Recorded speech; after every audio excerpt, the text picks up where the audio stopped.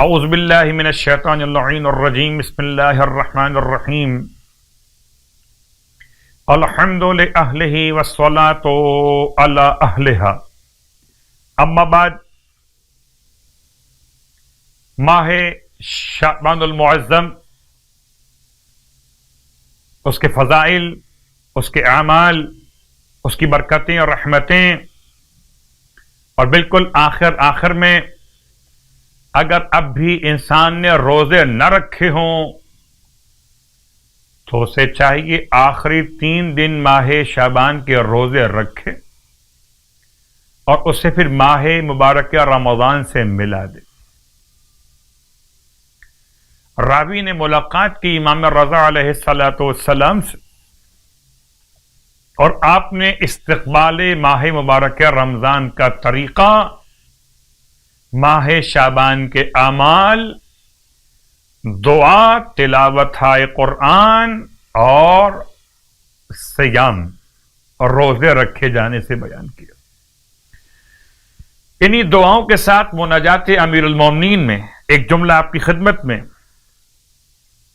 الہی اپنے رب سے چپکے باتیں کرنے کا طریقہ، الہی ان افوت فمن اولا منک بذلک، اے خدا اگر تو مجھے معاف فرماتا ہے تو تیرے علاوہ کون ہے جو معافی کا زیادہ حقدار ہو عطا کرنے کا۔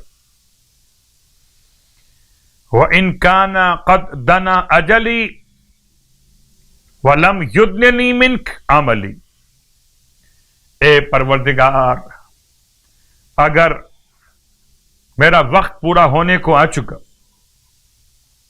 اور تیری بارگاہ میں میرا عمل مقبول نہیں ہو سکا تو پروردگار فقط جعلت الاقرار بالذنب الیک، تو میں اب تیری بارگاہ میں اپنے گناہوں کا اعتراف کرتا ہوں،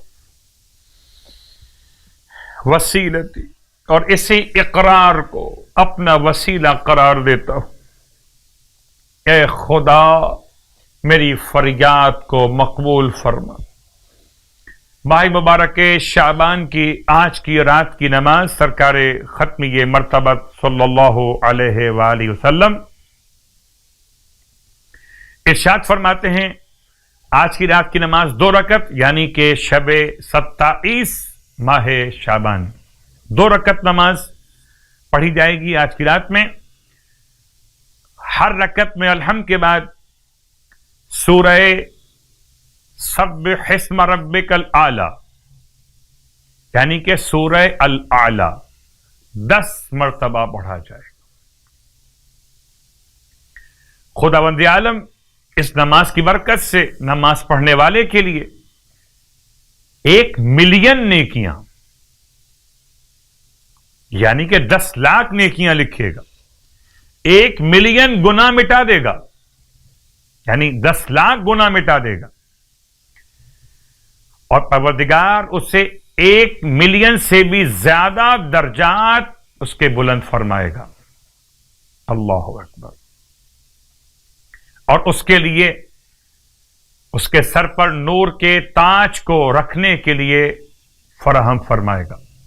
سر پہ نور کا تاج ہوگا، درجے 10 لاکھ سے زیادہ بلند ہوں گے، نیکیاں 10 لاکھ ہوں گی، اور 10 لاکھ گناہ بخش دیے جائیں گے۔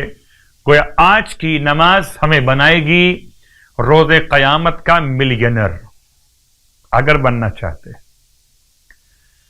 ماہ مبارک شعبان کے روزوں کے ثواب سرکار ختم یہ مرتبہ صلی اللہ علیہ وآلہ وسلم کی زبان مقدس کہ جو شخص ماہ شعبان کے 27 روزے رکھ لے، اللہ اس کے لیے جہنم سے رہائی کا حکم لکھ دے گا۔ خداوند عالم ہم سب کو اس ماہ مبارک شعبان کے صیام اور قیام کی توفیق عطا فرمائے۔